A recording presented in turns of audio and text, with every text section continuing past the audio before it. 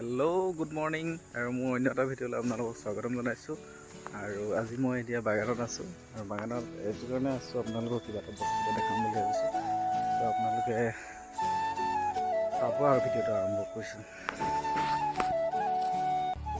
তো এয়া আপোনালোকে দেখিব পাইছে, ইয়াৰ মই বাগানৰ মাজে মাজে ইয়াৰ জলকীয়া পুলি লগাই দিছোঁ। দেখিছে জলকীয়া পুলি লগাই দিছোঁ।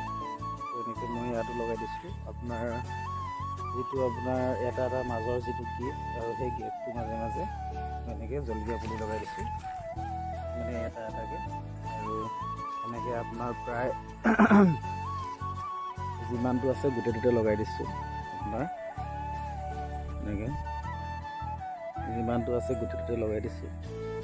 যিহেতু পুলিবোৰ এতিয়া সৰু সৰু, সেইটো কাৰণে লগাবলৈ সুবিধা হৈছে।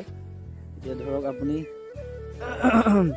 যেতিয়ালৈকে আপোনালোকে ভাল পাত নাপায় তেতিয়ালৈকে আপুনি হ'লেও লগাব পাৰিব এনেকৈ, যদি আপোনালোকে কৰিম বুলি ভাবিছে। যিহেতু বীজ জলকীয়াৰ দাম বহুত, আৰু সেইবাবে আপোনালোকে এইটো জানুৱাৰীৰ পৰা মাৰ্চলৈকে লগাব পাৰি।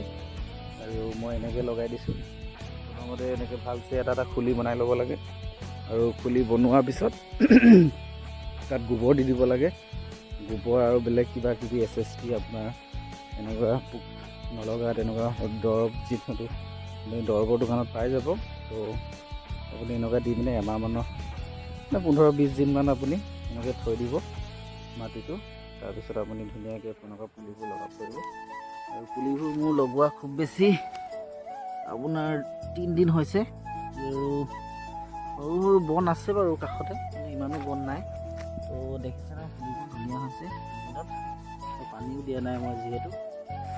তো আপুনি এনেকৈ লগাব পাৰে। মাজৰ যিটো, এতিয়া মই যিহেতু খোজকাঢ়ি গৈছোঁ, সেই মাজৰ লাইনটো আপোনালোকে খালী থৈ দিব, কাৰণ আপোনালোকে যাবৰ কাৰণে সুবিধা হ'ব। আৰু এইটো পাৰিও লগাব পাৰে, আৰু আপোনালোকে এইটো পাৰি লগাব পাৰে। কিন্তু খালী মাজৰ লাইনটো আপোনালোকে খালী কৰি থ'ব।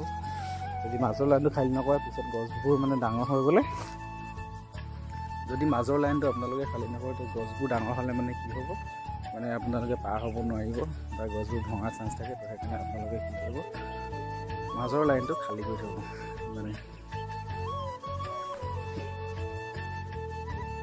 আৰু কি কৰিব, আপোনালোকে পাৰিলে গছ পূৰা চাফা কৰি থ'ব।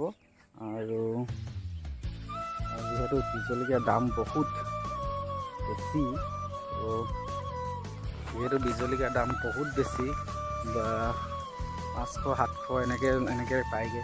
তো আপোনালোকে যদি যদি জেগা নাই, তেতিয়া আপোনালোকে সৰু সৰু যদি বাগান আছে, বা পুলিবোৰ যদি সৰু হৈ আছে বাগান লগাওঁতে, তো আপোনালোকে এনেকৈ কৰিব পাৰে। তো মই কৰিছোঁ, মই যোৱা বছৰো কৰিছিলোঁ, এবছৰো কৰিছোঁ। আপোনালোকে কৰিব পাৰে, টাইম আছে। তো আপোনালোকে কৰিব বিচাৰে যদি কৰিব পাৰে, ভাল টকা এটা উপাৰ্জন কৰিব পাৰিব। সেয়াই আৰু ইমান।